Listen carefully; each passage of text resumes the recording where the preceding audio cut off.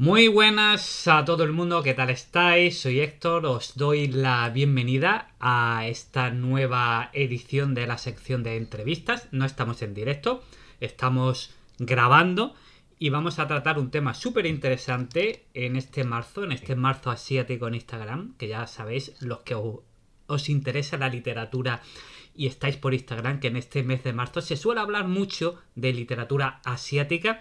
Así que he invitado y tengo el honor de tener aquí a un grandísimo especialista en la literatura asiática, sobre todo japonesa, que sigo desde hace mucho tiempo en Instagram, que es Adrián Ibarra. ¿Qué tal? Adrián, ¿cómo estás?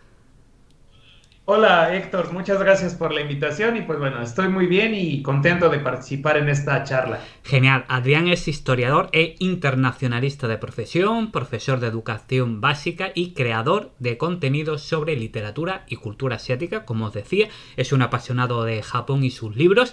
Y en Instagram, en la mirada de los libros 2, que es como se llama su cuenta de Instagram, podéis encontrar muchísima información porque Adrián comparte mucho contenido sobre literatura asiática y sobre en general y literatura japonesa en particular. Sueles compartir bastante, Adrián, así que a todos los que os interese la literatura del país del sol naciente, os vais a Instagram y seguís a Adrián en la mirada de los libros 2.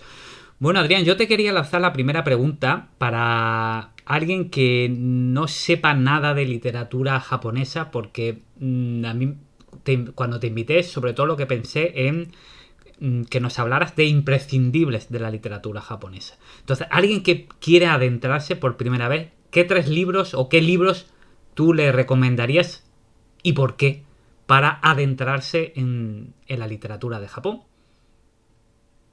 Pues bueno, mira, muchas gracias primero por otra vez de nueva cuenta por la invitación y bueno, respondiendo a tu pregunta, muy buena cuestión sería, depende del gusto de cada una de las personas, pero desde mi experiencia, yo por lo general siempre recomiendo libros que hablen de cuentos y mitos de Japón, ¿no? En este caso creo que uno de los que más me ha gustado recomendar es Relatos del Antiguo Japón de Kunio Yanagita de Editorial Satori, traducción de Virginia Mesa. Es un compendio de relatos que abarca todo Japón, o la gran mayoría de Japón, y te habla de muchos relatos de que van en esta parte de la tradición oral. Entonces sería como algo muy interesante para poder comenzar a leer literatura japonesa. De ahí quizás nos podemos ir a lo mejor a un autor de los más clásicos, de los más sencillos, bueno, no sencillos porque todos son difíciles, pero de los más cercanos, ¿no? Que tienes acceso, que podían ser un Yukio Mishima, un Yasunari Kawabata. Yo no soy de la idea de Murakami, pero lamentablemente Haruki Murakami es de los que más se consume. Entonces también podría ser el otro de los que pueda entrar. Y yo añadiría a toda la vertiente decadentista, ¿no? Que es Osamu Dazai, Oda Sakonosuke, Ango Sakaguchi principalmente, que son estos autores que vivieron este proceso de guerra y posguerra de la Segunda Guerra Mundial. Entonces era muy interesante también que los pudieran como conocer y conocer diferentes perspectivas de Japón. ¿Y qué libros nos recomendarías? Porque a mí me gusta mucho Mishima, lo conocí hace 2 años. Hace poco hicimos un programa aquí en el canal. Kawabata, acabo de leer País de Nieve, que no lo había leído nunca y me ha gustado mucho. Pero de esos que has recomendado, de esos autores, ¿qué libros, qué dos, tres libros tú dices, oye, esto, yo con estos libros tú te adentrarías en la literatura de todo? Con Yukio Mishima podría ser El Pabellón de Oro. Genial. Es para mí como una de sus novelas más que reflejan como más parte de los aspectos culturales y tradicionales de Japón.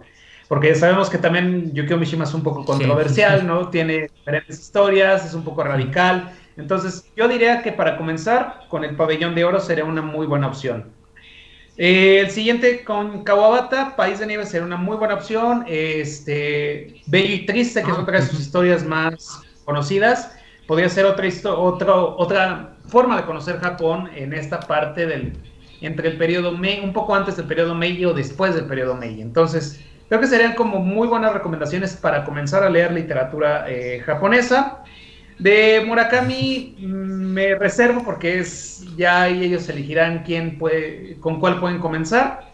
porque dicen que Murakami es el autor más alejado de Japón y más occidental, un poco.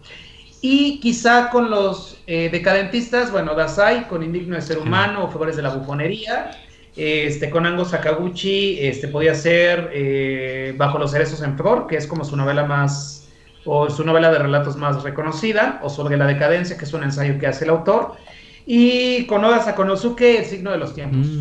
Es muy bueno. Genial. Yo, Indigno de Ser Humano, me pareció un libro, me impactó muchísimo, porque el protagonista no podía ser más odioso. Vamos, de hecho el título ya te dice todo de lo que te vas a encontrar en el libro, pero me impactó mucho ese libro. Adrián, literatura clásica, literatura más moderna, se ha citado, bueno, Murakami es muy actual, es el eterno premio Nobel. Yo solo he leído Kafka a la orilla, me gustó, pero es el único libro que he leído. ¿Hay diferencias entre literatura más moderna, más actual, muchas diferencias que se esté escribiendo en Japón y los clásicos? Sí, aquí la diferencia yo creo se manejaría desde un sentido en que la literatura, bueno, yo lo veo desde un punto de vista, la literatura que te conforta, ¿no? La literatura llamada feeling good, healing, que es como la novedad hoy en día, en donde tratan de romantizar un poco lo que es Japón, ¿no? Y eso lo vemos lamentablemente mucho en la literatura actual, ¿no? O por lo menos lo que se traduce y se nos trae tanto a España como a Latinoamérica. Vas a ver infinidad de libros de esta vertiente, en donde casi siempre todo es como los restaurantes, las librerías, las cafeterías, los estudios fotográficos, entre otros lugares que te van a romantizar o te van a dar ciertos aspectos bonitos de Japón. Pero también hay otra literatura que es poco traducida, que es como la incómoda, que te va a hablar obviamente sobre aspectos que no quieren que veas de Japón, ¿no? El barrio rojo, bueno, toda esta parte de lo que son los yakuza, las mujeres bueno, aquí antes eran mujeres de consorte, pero las mujeres de la vida galante, entonces es un poco complicado en esa parte. ¿Qué otra diferencia? Creo que los clásicos trataban de hacer, dependiendo del periodo, trataban de demostrar ciertos aspectos de Japón en su historia, ¿no? Vemos con el periodo de la época Meiji una apertura a Japón, como este boom o en esta cuestión de que todos estos autores fueron al extranjero a estudiar y regresan con estas nuevas vertientes o estas nuevas ideas referentes a la literatura y a otras ciencias artísticas, otras humanidades, y lo aplican, ¿no? En este caso. Y quizás si nos vamos más hacia atrás, en el periodo Heian, el Kamakura, pues se realza mucho la cuestión de la historia de la aristocracia, esta parte de la belleza, con respecto, por ejemplo, a la poesía japonesa, que es haiku y el tanka, a la belleza, la apreciación de la naturaleza, lo que tiene que ver con la religión, en este caso el shintoísmo, el budismo. Entonces tiene como varias vertientes y varios aspectos, ¿no? Pero hoy en día creo que la literatura contemporánea o actual está como muy enfocada en esta parte de la romantización, o un poco dentro de la romantización. Digamos que de un porcentaje alto, se puede decir que un 50-60% hoy en día es literatura de conforte. Y la otra 40 son literatura como incómoda y crítica que hace los autores hacia Japón. Sí, porque bueno, o sea, yo que sé, leer un libro como Kokoro de Soseki o leer a País de Nieve o algunos libros de Mishima no son fáciles de leer, o sea, quiero decir, ¿no? Te llegan a las entrañas. Yo cuando terminé País de Nieve digo, ostras, lo que me acaba de contar este hombre, me quedé. O Kokoro, que es un libro que he leído 2 veces y son muy, muy conmovedores. Incluso ahora estoy leyendo uno de OE, de una cuestión personal, y me está siendo un poco incluso hasta desagradable ciertas páginas con todo lo que tiene con el niño. No quiero hacer spoiler. Pero en ese caso, ¿qué temas consideras tú que han sido los más comunes dentro de la literatura japonesa, si podríamos decirlo? O sea, a lo largo del tiempo podríamos decir que siempre se puede repetir a lo largo del tiempo alguna temática similar en la literatura japonesa. ¿Es posible? ¿Lo podemos? ¿O ha ido variando mucho con el tiempo? Creo que va también de las dos, ¿no? O sea, sí ha ido variando, pero también hay mucha que se mantiene, ¿no? En cierta forma, por ejemplo, está esta cuestión de los samuráis, las geishas, cuestiones de los templos, como toda esta parte de la tradición, de la cuestión de la filosofía zen, de la ceremonia, de aspectos culturales que siento que todavía hoy en día están como muy presentes en los libros o en la literatura japonesa actual, ¿no? A pesar de que esté este conforte, siempre hacen como alusión a algún aspecto de estos de manera como muy específica. Pero también ha habido una evolución, ¿no? Dependiendo del periodo histórico que cada autor vive, ¿no? Hace un momento hablábamos, por ejemplo, del decadentismo con el indigno de ser humano. Es muy diferente a lo que se vivió previo a la Segunda Guerra Mundial, ¿no? Toda esta época del realce de Japón como el poderoso, como el fuerte, y vienen estos autores y critican esta identidad, ¿no? O ya dicen, es que esto ya no es esta identidad lo que existe, sino hay un cambio, ¿no? Y digamos, literal como que odian todo lo que pasó, entonces se va viendo una transformación, ¿no? Aparte, por ejemplo, también está la Genbaku Bungaku, que es la literatura del holocausto nuclear japonés, y hay autores que de verdad no se enfocan ni siquiera en estas vertientes, sino es una cuestión más de narrar su testimonio con respecto a lo que pasó en este lamentable suceso de la bomba atómica. Sí, es, digamos, una crítica a lo que fue la deriva de Japón en la Segunda Guerra Mundial, ¿no? O ese impacto que supuso toda esa deriva hipernacionalista, quizás. Así es, sí. Justo es como que va en esa vertiente, ¿no? Y sí es complicado, la verdad, o sea, depende mucho de lo que volvamos y vuelvo y repito, depende mucho del lector qué es lo que quiera leer. O sea, para el final de cuentas, para irse acercando a esta literatura, como en cualquier país, va a haber muchos periodos históricos, diferentes tipos de literatura, diferentes tipos de sucesos que tú quieras abordar. Entonces creo que es ahí como que va uno eligiendo cada uno. Bueno, yo desde cuando comencé a leer literatura japonesa, empecé con clásicos, ¿no? Empecé con Iguchi Chiyo, empecé con Kawabata. Y conforme ha ido avanzando el tiempo y he ido creciendo en el proyecto, pues también he ido encontrando más autores clásicos y más autores contemporáneos que obviamente van alimentando mi conocimiento de Japón, pero también me van quedando dudas también, ¿no? ¿Qué pasa con esto y qué pasa con otra serie de sucesos, ¿no? Que conectan, porque al final de cuentas, a pesar de que Japón es como un archipiélago, pues tiene una infinidad de historias. Sí, sí. Me gustaría profundizar un poco más, Adrián, porque tradicionalmente yo cuando era pequeñito pues pensaba en Japón y pensaba en las artes marciales, en el budismo zen, en samuráis, ¿no? ¿Cómo ha influido estos aspectos culturales en la literatura? El budismo zen, el shintoísmo, tú lo has comentado tú antes, bueno, la tradición samurái, ¿no? Que por lo menos yo cuando era pequeño siempre era Japón, samurái, karate, aikido. ¿Cómo ha influido en la literatura? ¿O nosotros desde Occidente, desde otras culturas, lo hemos, digamos, le hemos cambiado, lo vemos con exotismo y no es tanto la influencia que ha tenido estas tradiciones culturales en la literatura? Creo que sí, bueno, aparte de que sí ha cambiado, ¿no? Un poco ahorita esto último que mencionas, porque al principio sí se veía como algo exótico. Y esto también se debe gracias al papel que tuvieron los primeros estudiosos, que en este caso fue Lafcadio Hearn, ¿no? Como que hoy en día, bueno, que él hasta se quitó el nombre, renuncia a todos sus como derechos como occidental, y al adaptarse en Japón, él adopta el nombre de Yakumo Koizumi. Él es creo que uno de los primeros estudiosos que te habla de Japón desde un punto de vista en donde él trata de romper justamente con esta idea de lo exótico o de lo sorprendente que puede ser Japón en su momento, ¿no? ¿Y cómo ha influido en cierta forma? Pienso que ha influido desde muchos aspectos, ¿no? En cuestiones de la literatura, yo trato también en darle como cierto contexto histórico y también en darle realce digamos como que hay una cuestión, ¿cómo puedo llamarlo? De publicidad, de promoción, de cierta forma. Hoy en día con esto que se llama el cool, bueno, esto viene desde la década de los 90, que es el llamado Cool Japan. Entonces, desde ahí como que es mostrarte todo lo bonito de Japón, ¿no? Entonces siento que también estas partes histórico-culturales han influido en que pueda escribirse estas historias, o ya está, a pesar de que ya están escritas, puedan conocerse más a través de esta como iniciativa, en cierta forma. Sí, porque es lo que hay una imagen idealizada, ¿no? De de Japón, y quizás a lo mejor ellos pues viven la situación de otra manera, ¿no? Quizás la presión, el estrés de trabajo, y lo pueden ver de muchas maneras. Adrián, lo que sí es un impacto brutal es el anime, el manga.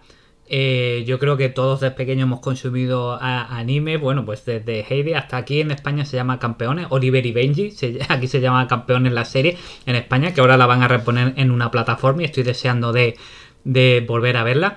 Que esa relación entre manga, literatura, ¿cómo la ves?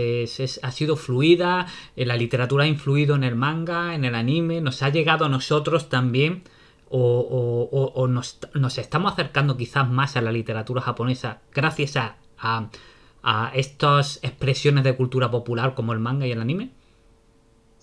Sí, sí, sí. Bueno, sí han influido, ¿no? Como que influyen de las dos, entre las dos. ¿Por qué? Porque hay un producto cultural o un anime y manga que se llama Bungo Stray Dogs, que es, este anime habla sobre, por ejemplo, todos los personajes o los protagonistas tienen los nombres de los autores japoneses y de autores occidentales. Entonces es como, es una mafia, es como una agencia especializada que se dedica a resolver casos, ¿no? Pero tienen los nombres y tiene un poco de la personalidad de los autores, más aparte, creo que está, no he podido verla completamente, pero tienen los títulos de sus poderes, vamos a llamarlos así, tienen alusión a títulos de obras de literatura japonesa. Entonces sí ha influido mucho esta, o han compartido los dos. Siento que también tiene que ver un poco con esta parte de que el anime y el manga, al final de cuentas también son, sí, son expresiones culturales que van de la mano de la literatura, porque han ido evolucionando conforme avance, ¿no? Por ahí dicen que el manga no es literatura, pero yo digo, están errados porque sí es literatura. A pesar de que hay imágenes, también hay texto. Y te permite, creo que de una manera más fácil, a lo mejor también adentrarte a la literatura japonesa, ¿no? A través de leer una de estas pequeños tomos de historias de pocas páginas, en donde vas encontrando diferentes aspectos. Y otro aspecto que estaba ahí que puede influir es que también, por ejemplo, está la pintura, ¿no? O sea, todo esto de la parte artística, de las diferentes técnicas, como con ukiyo-e, con bueno, el ukiyo-e es más bien la técnica, perdón, con Utagada ay, se me fue el nombre, pero bueno, es el que hizo la Sí. gran ola, Hiroshige, si no me recuerdo, es uno de ellos, y entre otros autores han podido hacer diferentes cosas que al final de cuentas también el arte influye en el manga, ¿no? En este caso como primeras expresiones. Y de ahí nos podemos ir, no sé, con estas estampas eróticas, si no me recuerdo, bueno, no son estampas eróticas, pero las diferentes estampas que forman parte porque estampas eróticas hacen origen como al eroguro, que el eroguro es otro género de manga un poco más grotesco. Sí, por ejemplo, yo estoy acordándome de Death Note, quiero recordar que se llamaba, que tengo el manga y el anime me fascinó. O por ejemplo el cine, que Akira Kurosawa pues, hizo una película de Rashomon. Rashomon es un relato clásico de la literatura, una película que a mí me parece fascinante, el relato aún no lo he leído. Y Los Siete Samuráis, él mismo también, a través del cine, nos acercó en cierta manera un poco más la cultura japonesa. Ahora, nosotros hemos estado hablando de autores, nos has estado comentando autores que son como más conocidos aquí en Occidente. Bueno, Murakami es archiconocido. Bueno, un Murakami, porque el otro Murakami, hay otro escritor Murakami que su literatura no es tan soft, tan blanda. Creo que era azul oscuro, no recuerdo nunca. Así, así. Sí, casi transparente, que es yo diría que es un realismo sucio a los japonesas, lo titulé cuando hice la reseña, desde luego para quien le guste Bukowski y el realismo sucio, que lea ese libro. Pero autores menos conocidos, Adrián, autores que tú consideras que aquí pues no están tan extendidos como, bueno, como los que has hablado, Mishima, Soseki, Kawabata, Murakami. ¿Qué autores nos recomiendas que no sean tan conocidos? ¿Qué autores recomiendo que no sean tan conocidos? Creo que podría ser a lo mejor, creo que hoy hay uno muy particular que ya está, bueno, ya está siendo conocido, pero hay pocas de sus obras, que es, por ejemplo, Uketsu, que es un autor, se llama Stranger Pictures, si no me recuerdo, Sí. acaba de salir hace poquito en España el libro, y que creo que está haciendo un boom. El autor lleva algunos años ya, es este autor misterioso que tiene una máscara blanca completamente y tiene una identidad misteriosa. Aquí en Latinoamérica todavía no salen sus libros. Ha salido, digamos, una de sus historias que es Stranger Ujú. House en formato de manga. Y sé que en este año salen los dos libros aquí también en Latinoamérica. Entonces sería como uno de los autores que hay que echarles el ojo, que creo que es porque, digamos, a partir de aquí va a ser más conocido. ¿Qué otro más? Sayaka Ujú. Murata, que apenas tiene poquito, la autora de La Dependienta, que apenas acaban de sacar La Ceremonia, si no me recuerdo su segundo u otro de sus libros. Entonces es otra autora bastante crítica, bastante interesante, que vale mucho la pena que se conozca, que se lea. Este, Aki Shimasaki, que bueno, es la autora de la pentalogía del Ujú. Cardo. Podría ser otra de las que me gusta mucho recomendar. ¿Y qué otro autor así como quizá sería que no hemos visto mucho, yo lo veo así como, no he visto mucho en redes sociales su trabajo, ¿no? O cómo se difunde esta parte. Quizá también Yoko Tawada. Ujú. Yoko Tawada es otra de las autoras de literatura japonesa actuales, contemporánea, que es como muy crítica y se dedica, bueno, ella no se cataloga como parte de la ciencia ficción japonesa, pero es también dentro de esta vertiente, ¿no? De relatos de ciencia ficción. Uno de sus relatos es, de sus obras se llama El Ujú. emisario y el otro es Memorias de una osa polar, si no me recuerdo, son de sus libros. Y otro que se me viene a la mente como muy clásico, que yo no he visto mucho aquí y en redes, es Chusa Ujú. Uno, o Yusa Uno. Es el padre de la ciencia ficción Ujú. japonesa. Hay más que un libro, hay un compendio de relatos de Satori y hay otros libros que fueron editados aquí en Chile, bueno, aquí en Chile, perdón, aquí si fuera Chile, aquí en Latinoamérica, en Chile, que es El baño de música de las 18 y El país de las cenizas, si no me recuerdo son esos. Entonces también es otro autor muy, muy bueno. Ujú. Genial. Adrián, si yo te preguntara a nivel mundial, ¿no? No tanto si nos circunscribimos a Japón, pero a nivel mundial, ¿qué consideras tú que tres, cuatro características puede tener la literatura japonesa? O sea, ¿qué buscas tú como lector de literatura japonesa? ¿Qué temáticas? Hemos hablado de la influencia de la cultura, del shintoísmo, pero ¿qué tiene la literatura japonesa que interesa tanto? Quiero decir, independientemente de la diferencia cultural, o que nos interesa tanto acercarnos a ella. Podría ser, uno, yo creo, el tipo de historias que tienen, que no son, que no, la mayoría de las historias de japonesas o en general asiáticas no tienen un final como totalmente terminado, ¿no? Sino dejan como un final abierto en donde el lector va a ser quien trate de darle un final a la historia, ¿no? Entonces creo que esa es una de las características. Por ahí hay una controversia quizá dentro de estas características porque dicen que la literatura japonesa es muy lenta. Pero vuelvo y repito, esto depende también del autor que tú quieras leer. Y otro que muchos dicen, otra de las cosas que yo me he dado cuenta como característica es que la literatura japonesa es muy descriptiva.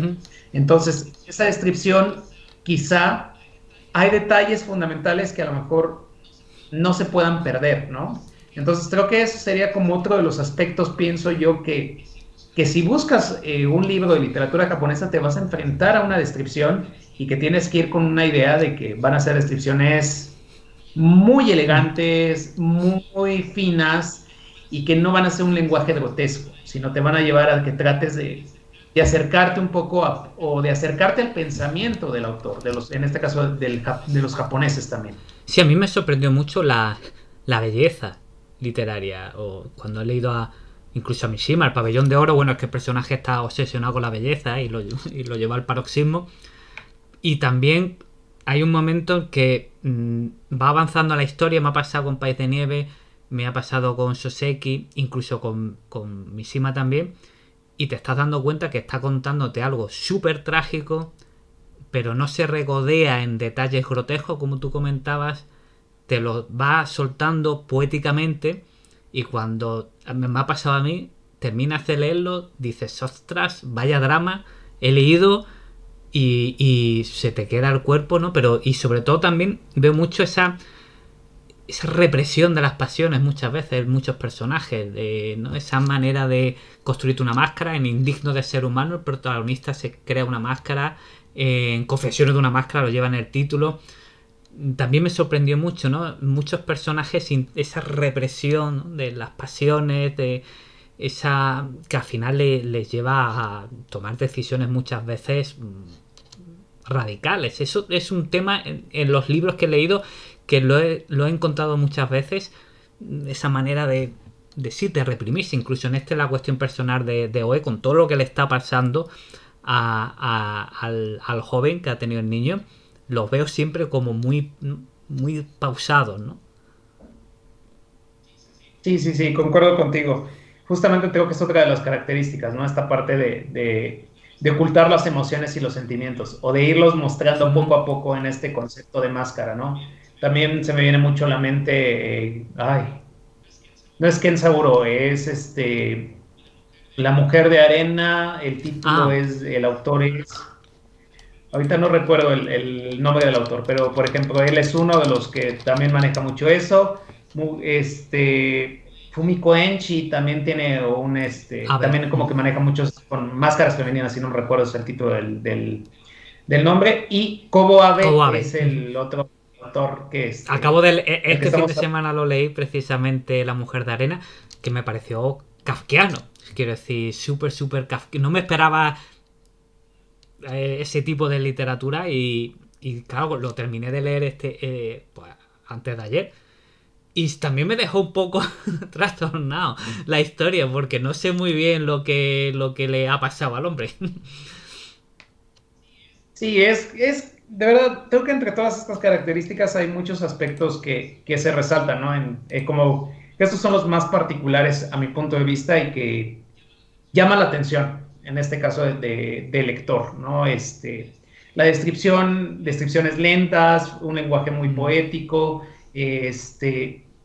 no hay lenguaje grotesco en cierta forma, o sea, no ves una escena en donde te expresen, ni siquiera las escenas eróticas te Cierto. muestran un aspecto en donde te digan, vamos a tener, o sea, de la relación sexual, sino te hablan específicamente de cómo va este proceso, ¿no? La mujer, la belleza, ahorita estoy leyendo, por ejemplo, La dama que amaba los insectos y otros relatos japoneses de Satori, y hablan mucho de esta belleza, de cómo se ocultan sus sentimientos o su tristeza a través del esto, y a cada rato lo mencionan en el libro, ¿no? De las mangas, Sí, ¿no? Que se ocultan bajo las mangas, las manos. Entonces, como muy interesante todo ese aspecto. genial. Ya entrando en la recta final, Adrián, de esta interesantísima charla que estamos teniendo, ¿qué géneros literarios? Porque claro, a nosotros a lo mejor aquí, bueno, en Latinoamérica o aquí en España nos llega a lo mejor lo más popular en Japón o algún tipo de literatura. Pero ¿qué géneros literarios son los más populares en Japón o de literatura japonesa en el resto del mundo? Y qué autores actuales, has citado varios, pero qué autores que están publicando ahora, que están destacando ahora, nos recomiendas que le sigamos el rastro? A ver, vamos. Creo que ahorita está mucho en boga, vuelvo y repito, la literatura cozy, ¿no? O la literatura feeling good, healing, de esta. Satoshi Yagisawa, que es el autor de Los días en la librería de Morisaki y Una velada en la librería de Morisaki, es de los que más se consume hoy en día. De esta editorial trata, si no me recuerdo, Urano, es la que lo tiene como lo traen mucho, ¿no? ¿Qué otro autor podría entrar? Bueno, autores populares siempre, creo que los más sobresalientes, dejando de lado el género cozy, yo lo llamo como género incómodo, y de ahí entran Taylor, ensayo, clásicos, Sí. etcétera. Podría ser Dazai, ¿no? Que Dazai también, Osamu Dazai es, no solo bueno, en Japón es el segundo, uno de los indignos de ser humano, y es el segundo autor más leído en Japón, ¿no? Y una de sus obras es Indigno de ser humano, que creo que hasta la ley en preparatoria, si no me recuerdo, alguna vez me comentó un amigo que vive en Japón. Pero, por ejemplo, aquí Dazai tenemos una oferta de literatura que creo no solo va con Indigno de ser humano o 8 escenas de Tokio y repudiados, ¿no? Tenemos ya un montón de obras como La caja de Pandora, que es otro libro de relatos. tenemos Flores de la Bufonería, tenemos Diario de un viaje por Subaru, que también son como obras insignia del autor que valdría mucho la pena también explorarse. Quizá otro autor clásico podría ser Kawabata, que Kawabata ahorita se está reeditando muchísimo. Como que todas las obras que tenían traducidas de él ya las juntaron en una colección, si no recuerdo, por Planeta y Six Barral, o Seix Barral. Y solo hay dos novelas, hasta el momento ya hay dos, bueno, creo que son las únicas dos inéditas que no se habían traducido, ya las tradujeron, que es Diente de León y Tamayura, que es un libro de relatos. Entonces también sería como otro de los autores que hay que echarles el ojito. Otro más podría ser Yukio Mishima, pero él es específicamente por el 100 aniversario. Sí. Él ya acaba de cumplir 100 años de su natalicio, entonces estoy seguro que van a reeditarse muchas de sus obras. Lo más inédito ya está, que es La Casa de Kyoko y la Estrella Más Hermosa, si no me recuerdo, que es su libro de ciencia ficción. Entonces serían como los autores que creo que que ahorita están muy en boga en Latinoamérica, por esta cuestión creo que clásicos en el sentido de que nunca pasan de moda. Murakami pues va a seguir siendo creo que uno de los fundamentales, aunque a querer o no. Ahorita su último libro es no sé si es un ensayo sobre el jazz, sobre autores de jazz, bueno, músicos de jazz, si no me recuerdo, ahorita no tengo el título, pero acaba de salir y vamos a seguir viendo obras de Murakami. Y otro autor de literatura como muy confort, pues principalmente Yagisawa es como el que encabezó el movimiento aquí en Latinoamérica y en España. Es el primer, siento yo que es como el primer autor, porque de ahí hay otros que... La biblioteca de ¿cómo se llama El gato que mueve los libros, ¿no? Y no recuerdo ahorita otro que es como la continuación. Entonces ahí va como ese movimiento. Este año yo lo veo más fuerte, en ese sentido, el de lo que es la cuestión de la literatura de confort. Y la ciencia ficción, me gusta mucho la ciencia ficción. ¿Cómo ves la ciencia ficción japonesa, Adrián? O sea, ¿nos recomiendas que nos adentremos en ese género? Sí, nada más que creo que todavía no hay como muchos autores conocidos. La más conocida, vuelvo y repito, por lo menos la que yo leí es Yoko Tawada, ¿no? Ahorita la ciencia ficción creo que tiene más autores de literatura. Por ejemplo, están los chinos con Cixin Liu. Entonces ahí sí les están ganando un poco el terreno, pero sí hay autores de ciencia ficción japonesa, sí. O sea, Yoko Tawada sería como la más recomendable, la que valdría la pena. Y quizás si nos vamos al clásico, vuelvo y repito, Chusa 1 o Yusa 1 es otro de los autores que valdría la pena echarle un ojito. Y antes de despedirte, es que aparte de literatura Japón, yo veo en tu cuenta también literatura coreana, pues asiática en general. Y siempre que he hablado de estos temas en otras entrevistas, siempre pregunto lo mismo, porque a veces nosotros englobamos la literatura asiática como algo monolítico, muy parecido. ¿Qué diferencias tú resaltarías entre, por ejemplo, la literatura coreana de Corea del Sur, que ha tomado también una fuerza brutal en los últimos años? ¿Tú ves grandes diferencias entre literatura japonesa, china, coreana o del resto de Asia? Sí veo cada una de las diferencias, ¿no? En primera, dependiendo del aspecto histórico que tienen, ¿no? Del periodo histórico donde se desarrollan, ahí sí es como un punto de partida entre las diferencias.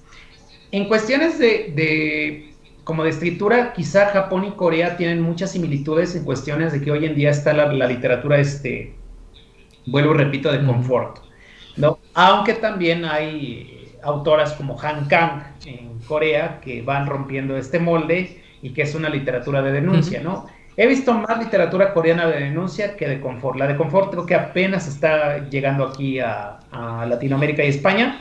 Y en el caso, por ejemplo, de Japón ya tenía un ratito, que será año y medio que vemos esta literatura de confort. En el caso de la literatura china, la veo muy poco, en realidad. O sea, sí hay muchas diferencias, sí, porque creo que esta literatura, aparte, no puedo decir se exporta, pero más bien se trae la literatura que está, digamos, son chinos, pero están vetados en China, en cierta forma. No son literalmente, estos son autores chinos como Zhang Lianco que hacen cierta crítica al gobierno, o Mo Yan, ¿no? Que también, aunque está en China y lo hace de manera poética, también hace cierta crítica. Pero hay otros autores, por ejemplo, más nacionalistas, que hablan del partido, hablan de la unión, hablan de la sociedad como tal. Ahorita se me viene Yang Wanshi, que es el autor, no, el autor no es, ya, no. Ujú. Creo que el libro es Yang Wanshi, si no me recuerdo. Ahorita no recuerdo el autor, que es de Editorial Hermida, y este te habla del movimiento proletario en China, por ejemplo. Entonces ahí vemos un poco de esta parte del aspecto cultural. Y sí, y hay otros autores de literatura china que a lo mejor no han sido muy conocidos. Por ejemplo, Liu Ujú. Shenjun, no sé en España si sea como muy conocido, pero acá en Latinoamérica se están trayendo, o desde México se están traduciendo muchas de sus obras, ¿no? Entonces también es un autor como muy interesante a ubicar. Y casi todo hablan como de esta cuestión, por lo menos lo que yo poquito que he leído de literatura china, por ejemplo, con Ujú. Ally, te habla de esta parte de la sociedad, de la idea de comunidad, ¿no? Una comunidad. No es tanto una idea socialista, o de comunismo, sino es una idea de comunidad, de que todos trabajan en parejo y de que Ujú. todo pertenece a todos, ¿no? En cierta forma. Entonces creo que ahí China tiene como hasta el momento yo siento que falta explorar la literatura que está dentro del mismo Sí. China y que se va exportando poco a poquito, porque la gran mayoría es que son chinos, pero ahora están fuera viviendo en Estados Unidos, en Taiwán, en otras áreas hasta el mismo continente asiático. ¿Por qué? Porque están vetados del mismo régimen del gobierno Ujú. chino. Sí, que se han podido popularizar más precisamente por vivir en Estados Unidos, que no, han podido tener un altavoz más amplio que no es, y la literatura autóctona, que es quizás a lo mejor la que puede tener una voz también interesante, ¿no? De cómo ven ellos desde dentro sus historias, conocer sus historias. Bueno, Adrián, muchísimas gracias. Desde luego vamos a tener que ver esta entrevista varias veces para ir apuntando y desglosando todas las recomendaciones que nos has hecho. Y esto es lo bueno que tiene Internet, que nos podemos conectar desde distintos continentes para conocer la literatura de un país tan interesante y tan fascinante como Japón. Muchísimas gracias, Adrián, por compartir tu tiempo con nosotros.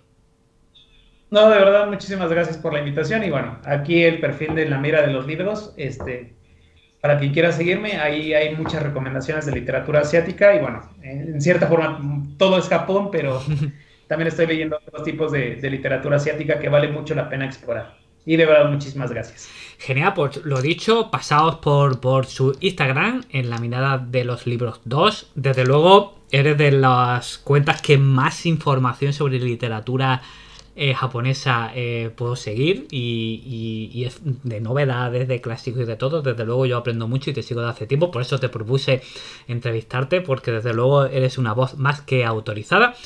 Y a todos los que estáis viendo esta entrevista, pues por favor, regaladnos un like y así nos ayudáis a que ese aciago de miurgo llamado algoritmo posicione mejor este vídeo. Y también, pues si conocéis a alguien que le pueda interesar la literatura japonesa, pues le compartís el vídeo y así pues repartid vuestro amor por los libros, dándole difusión a esta impresionante charla que hemos tenido con Adrián. Muchísimas gracias a todos y nos vemos en el próximo vídeo. Hasta luego.